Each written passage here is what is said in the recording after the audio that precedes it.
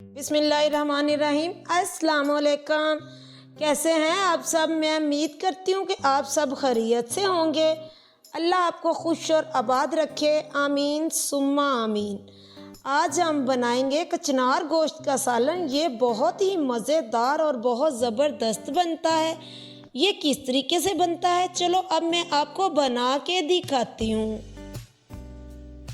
चूल्हे पे मैंने कढ़ाई रख दी है, उसके अंदर 1 पाव मैंने ऑयल का डाल दिया है। ऑयल हमारा 2 मिनट में गर्म हो जाएगा। ऑयल हमारा गर्म हो चुका है। मैंने एक कटिंग किया हुआ इसमें डाल दिया है प्याज।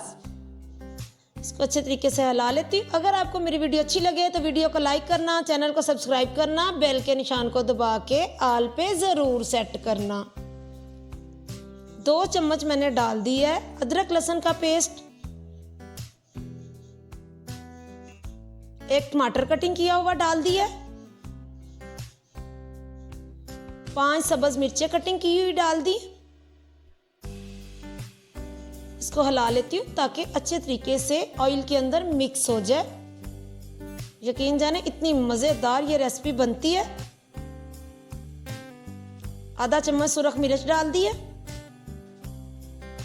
आधा चम्मच हल्दी पाउडर, आधा चम्मच नमक। आप हस्बे ज़ायक़ा कम ज़्यादा भी कर सकते हो। थोड़ा सा पानी डाल दिया ताकि हमारी मिर्च का टेस्ट जो वो जले ना।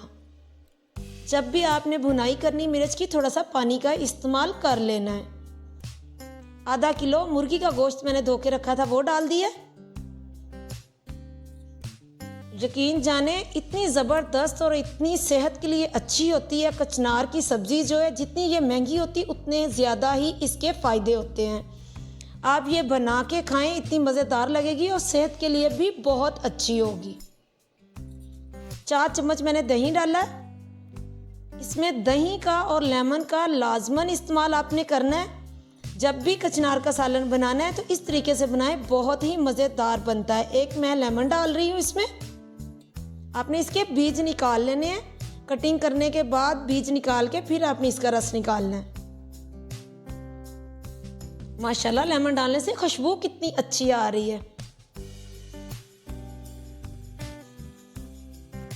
अब मैं डालने लगी हूँ इसमें कचनार। ये मैंने 1 किलो ली थी।